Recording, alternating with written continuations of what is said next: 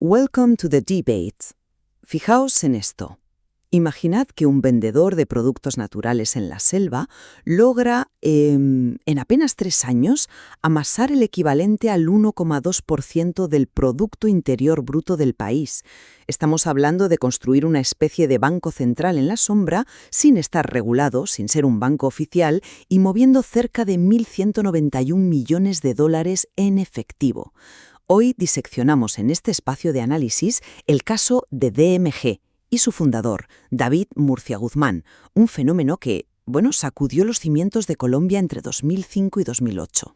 Y, lo más fascinante no es solo la cifra, sino de dónde salió toda esa pasta. Hablamos de más de 350.000 personas que, en muchos casos, operaban en regiones donde ni siquiera había calles asfaltadas. Y mucho menos sucursales bancarias. Gente que vendió sus casas o pidió créditos al límite para participar en este sistema. Claro, es que esa magnitud nos lleva directamente a la gran incógnita que vamos a desgranar en nuestro intercambio de perspectivas de hoy. ¿Fue verdaderamente DMG un gigantesco esquema piramidal, un chiringuito financiero diseñado de forma intrínseca para el engaño masivo y el lavado de capitales? ¿O, por el contrario, estábamos ante un ecosistema comercial alternativo, temerario sin duda, pero que fue aniquilado de forma prematura por un Estado que solo buscaba proteger el monopolio de la banca tradicional? Es la encrucijada perfecta, fíjate, porque la narrativa oficial es muy cómoda, pero deja demasiados cabos sueltos. Yo sostendré hoy, y estoy convencido de ello, que clasificar a DMG puramente como un fraude piramidal ignora su genuina y complejísima infraestructura comercial. Y, lo que es más grave, pasa por alto el hecho de que su colapso no fue una implosión natural del mercado, sino un derribo controlado, provocado deliberadamente por un asalto del Estado y de la banca tradicional. Ya. Entiendo por qué esa visión alternativa resulta atractiva, pero mi postura como analista es que la evidencia documental y simplemente la gravedad matemática son irrefutables. DMG fue un esquema Ponzi de manual y una sofisticadísima operación de lavado de dinero disfrazada de innovación en el retail. Promete rentabilidades fijas de entre el 50 y el 300% en 6 meses no es un modelo de negocio. Pero Cautos. Y cuando rascas un poco la superficie, no encuentras un modelo comercial, encuentras sociedades pantalla y millones en efectivo ocultos en cajas. Vamos a ver, quien nos escuche seguramente estará pensando, oye, ¿cómo es posible que 350.000 personas creyeran que un 300% de rentabilidad era sostenible? Y aquí es donde tenemos que entender la genialidad o al menos la complejidad operativa de DMG. Reducir esto a un simple te doy dinero y me das más dinero es ignorar cómo funcionaban sus famosas tarjetas prepago. No era una simple caja fuerte donde Murcia guardaba el dinero, ¿sabes? Entonces, explícanos la mecánica desde tu perspectiva, porque sobre el papel un cliente entregaba 10 millones de pesos y a los 6 meses esperaba recibir 17. Exacto, pero el mecanismo es clave aquí. Tú no metías el dinero en una cuenta de ahorros tradicional. Tú comprabas una tarjeta electrónica prepago con puntos. Esos puntos los usabas para adquirir bienes en la propia red de DMG, que incluía supermercados gigantes, los llamados mega outlets en Bogotá. ¿Ya? La promesa de retorno a los 6 meses, que Murcia llamaba apalancamiento, era una estrategia agresiva para expandir un emporio de marcas propias y canales de televisión. Fedesarrollo, que es una entidad analítica del propio Estado colombiano, admitió que el modelo de DMG tenía un 30% de componente comercial real y un 10% de manejo financiero legítimo. ¡Madre mía! Murcia estaba construyendo un ecosistema cerrado. La tarjeta prepago era la puerta de entrada para fidelizar una inmensa base de datos y retener al consumidor. Proyectaban que la marca valdría 50 billones de pesos. Claro, pero ahí es donde la lógica financiera hace aguas por todos lados. Murcia podía llamar apalancamiento a lo que quisiera, pero las matemáticas son tozudas, estoy segura de que lo sabes.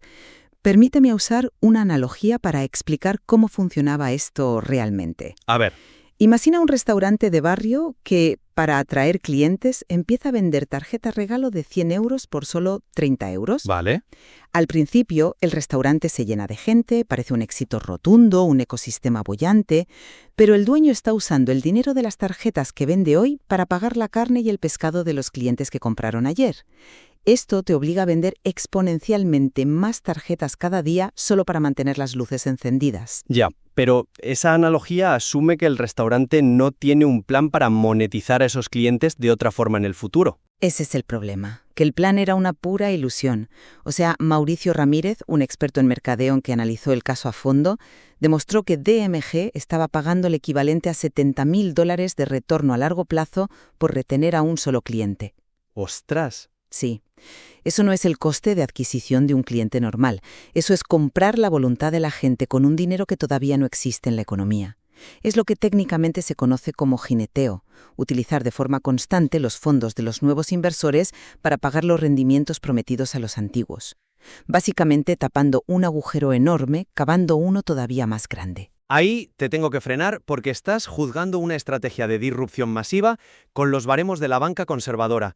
Hoy en día vemos empresas tecnológicas de Silicon Valley que operan con pérdidas brutales durante 10 años, o sea, quemando literalmente miles de millones de inversores para capturar el mercado apostando a la valorización futura de su red de usuarios. Bueno, hay una diferencia. Espera, Murcia Guzmán estimaba que su ecosistema, una vez maduro, facturaría lo suficiente en publicidad y en venta de productos propios, que tenían márgenes de beneficio del 200%. El Body Channel, su proyecto televisivo, estimaba ingresos en 15 países.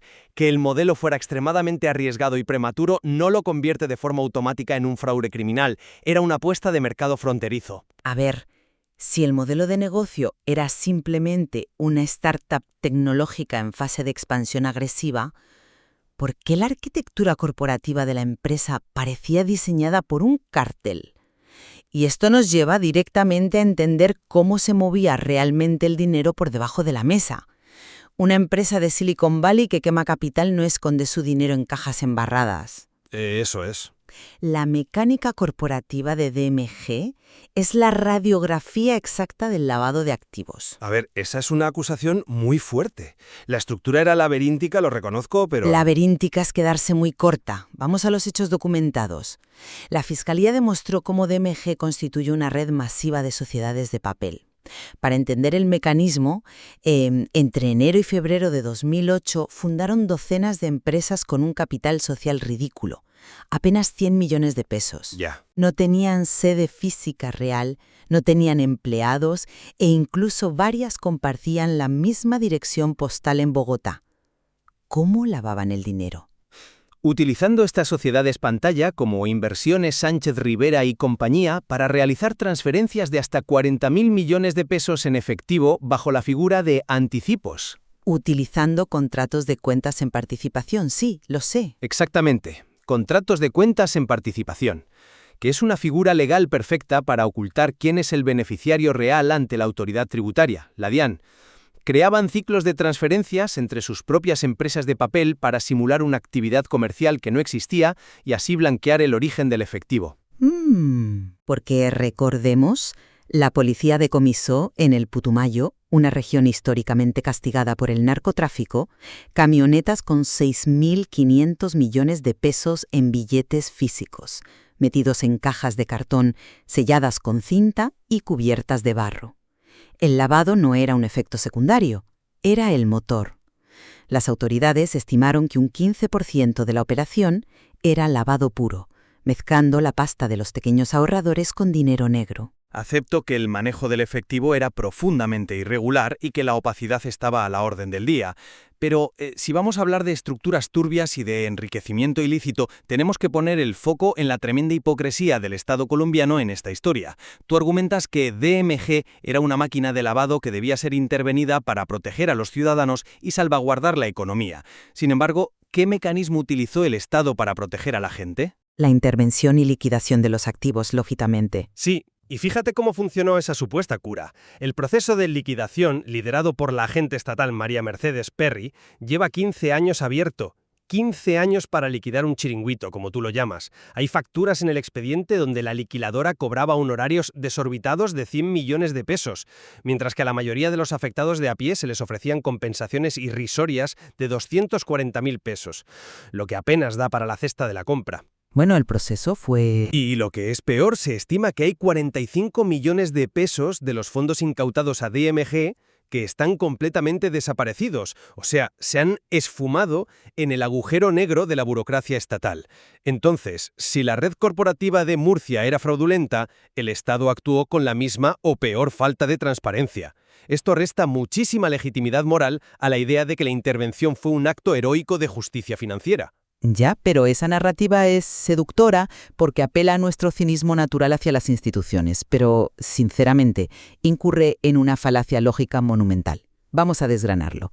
El hecho de que un administrador concursal o una liquidadora designada por el Estado actúe de manera ineficiente, torpe o incluso presuntamente corrupta a lo largo de 15 años no cambia en absoluto la naturaleza matemática y criminal del esquema original. Pero es que... Espera, la ineficacia posterior de la burocracia no borra las empresas pantalla fundadas en Panamá.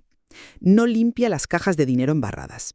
Justificar el modelo de David Murcia Guzmán señalando las fallas de la liquidación oficial es como decir que un pirómano es inocente de haber quemado el bosque porque los bomberos llegaron tarde y además robaron la plata de la casa en ruinas. El pirómano sigue siendo quien encendió la mecha. Entiendo la metáfora del pirómano, está muy bien traída, pero el problema es quién determinó que había un incendio y por qué. Y esto es fundamental para entender el caso. La caída de DMG no ocurrió porque la pirámide colapsara por su propio peso. Hasta la misma madrugada en que la policía antimotines asaltó las sedes, DMG no tenía ni un solo impago formal registrado. Nadie había dejado de cobrar. La asfixia fue inducida. Inducida porque el colapso sistémico era cuestión de semanas, o sea, era inminente. Inducida porque Murcia Guzmán se convirtió en un competidor intolerable para los monopolios del país. El Grupo Aval, propiedad de Luis Carlos Sarmiento Angulo, el banquero más poderoso de Colombia, comenzó a cerrar sistemáticamente todas las cuentas bancarias de DMG y de sus proveedores. Le hicieron un boicot comercial de manual. Le estaban cortando el oxígeno financiero no por proteger a la gente, sino porque DMG ofrecía mejores retornos que ellos y estaba captando el dinero de las clases populares. Y aquí está la prueba del algodón. El gobierno del entonces presidente Álvaro Uribe se dio cuenta de que no podían cerrar DMG por la vía ordinaria, porque la legislación no estaba preparada para ese volumen de captación en tarjetas prepago, lógicamente. Exacto. Vender una tarjeta prepago no encajaba en la tipificación penal clásica de captación ilegal masiva de dinero. Un juez ordinario no los habría cerrado. ¿Y qué hizo el Estado? Uribe recurrió a una figura extrema. Decretó el estado de emergencia social en noviembre de 2008, mediante los decretos 4.333 y 4.334. Cambiaron las reglas del juego de un plumazo por decreto presidencial, otorgando poderes excepcionales a la Superintendencia de Sociedades para poder intervenir y confiscar todo sin pasar por un proceso judicial ordinario previo. Claro, es que... No desmontaron una estafa con la ley en la mano. Fabricaron una ley a medida en mitad de la noche porque la banca tradicional exigió la cabeza de su competidor. Vale, pero calificar la intervención de Uribe como un mero favor a la banca tradicional es ignorar la bomba de relojería macroeconómica que estaba a punto de estallar en Colombia. El Estado no solo tenía el derecho de intervenir cambiando la legislación de emergencia, tenía la obligación constitucional imperativa de hacerlo. La termodinámica de este tipo de esquemas dicta que, cuando absorben el 1,2% del PIB, su colapso natural no es un ajuste de mercado, es una catástrofe humanitaria. Pero, insisto, DMG estaba pagando rigurosamente. DMG estaba pagando porque todavía estaba en la fase de crecimiento exponencial, pero mira lo que estaba pasando en paralelo. Días antes de que el gobierno interviniera a DMG, otra pirámide enorme, de la que se habla menos, llamada DRFE, colapsó por completo. El fundador se fugó y dejó a 400.000 personas sin los ahorros de toda su vida. Ya, eso fue terrible. Y te pregunto, ¿qué pasó en las calles? ¿Hubo disturbios masivos en ciudades como Pereira y Popayán? La gente enloquecida empezó a saquear tiendas de electrodomésticos, intentaron quemar edificios gubernamentales y las alcaldías tuvieron que decretar toques de queda. En la región del Putumayo la gente había dejado de cultivar sus tierras, estaban vendiendo sus herramientas de trabajo, sus taxis y malvendiendo sus casas para meter todo el dinero en DMG. Eso destruye la economía productiva real. El Estado cortó la hemorragia de forma brusca, sí, pero extirpó un tumor antes de que la metástasis se llevara por delante la estabilidad económica de millones de familias cuando los nuevos inversores inevitablemente dejaran de entrar. Es muy ilustrativo que hables de extirpar un tumor porque la percepción de los supuestos pacientes fue radicalmente distinta. Fíjate en la sociología del fenómeno. En lugares como La Hormiga, en el corazón del Putumayo, la gente no vio al Estado como un cirujano salvador. lo vio como un ladrón institucional. ¿Por qué? Porque el Estado colombiano llevaba décadas ausente en esas regiones. El vacío institucional y financiero era absoluto. La figura de David Murcia Guzmán llenó ese vacío. La gente confiaba su dinero a DMG porque el banco tradicional, el banco agrario, ni siquiera los miraba a la cara. Les cobraba comisiones altísimas por mantener una cuenta y jamás les concedería un crédito. Eso es indiscutible, vamos, el nivel de exclusión financiera era brutal. Y por eso, cuando la policía cerró DMG, la sensación en el sur del país no fue de alivio, fue de una furia visceral. Hubo manifestaciones masivas a favor de Murcia. Llegaron a amenazar con independizar el departamento del Putumayo y anexarlo a Ecuador. Fíjate qué barbaridad. Esta desesperación nos indica algo profundo. Más allá de que el modelo fuera temerario o que la contabilidad fuera un desastre opaco, DMG estaba supliendo una demanda real de inclusión. Les estaba dando una ilusión de movilidad social que el centralismo bogotano y los bancos de corbata les harían negado sistemáticamente. Intervenir DMG fue, a los ojos de esa población, un robo de su única esperanza de prosperar. Es un análisis sociológico impecable, la verdad, y creo que nos lleva de manera natural a la síntesis de nuestras posturas. Te concedo sin dudarlo que el terreno estaba abonado por el abandono estatal. Pero mi posición como experta sigue intacta respecto a la naturaleza del ente. Que DMG supliera una necesidad psicológica o de inclusión en zonas rurales deprimidas no lo convierte en un negocio lícito ni sostenible. Fue un esquema depredador. La abrumadora evidencia de sus imposibles promesas matemáticas de retorno, la arquitectura corporativa deliberadamente diseñada para enmascarar flujos de dinero negro mediante contratos de cuentas en participación y la dependencia estructural de nuevos capitales para pagar a los primeros inversores configuran la definición exacta de un fraude masivo. El Estado no destruyó un milagro financiero, detonó una bomba antes de que su explosión fuera letal para el país entero. Ya. Bueno, y desde mi lado yo mantengo que la historia de DMG no se puede escribir solo con la tinta de las acusaciones de la Fiscalía o las matemáticas conservadoras. Independientemente de sus fallas estructurales y su evidente opacidad corporativa, este episodio es la crónica de un sistema bancario monopolístico que utilizó el brazo coercitivo del Estado forzando la ley mediante decretos de emergencia para aniquilar un ecosistema alternativo. Le cortaron las alas antes de que el mercado pudiera probar si el ecosistema de marcas y retención de usuarios podía sostenerse. Lo mataron no por ser un fraude, sino por ser una competencia incontrolable que tocaba el dinero que los bancos consideraban suyo por derecho divino. Bueno, a pesar de que nuestras lecturas sobre la verdadera naturaleza de DMG difieren enormemente, creo que hay un punto de convergencia innegable entre ambos. El ascenso meteórico de esta organización dejó al descubierto una falla tectónica en el sistema colombiano. Totalmente de acuerdo. Expuso sin piedad la altísima exclusión bancaria del país. Cuando un sistema financiero es rígido, no da acceso al crédito a las clases trabajadoras y se atrinchera en sus privilegios, crea el caldo de cultivo ideal para que prosperen estas soluciones marginales. La desesperación económica de la gente es al final el mejor combustible para que una promesa desmesurada arraigue con tanta fuerza. Así es. Ha sido un intercambio de ideas sumamente riguroso. Este caso nos obliga a mirar más allá de los expedientes judiciales y analizar críticamente los engranajes de la economía informal, así como los intereses ocultos de quienes tienen el poder de decidir las reglas del juego. Sin duda. Y animamos a quienes nos escuchan a que tiren de la manta, revisen el material documental sobre este caso y saquen sus propias conclusiones sobre dónde está la frontera entre la disrupción financiera agresiva y el fraude estructural. Porque al final, la diferencia entre un oasis real y un espejismo en el desierto no siempre se define por la existencia del agua. A veces, todo depende de quién es el dueño del terreno y quién tiene la autoridad legal para prohibirte beber de esa fuente. Hasta la próxima.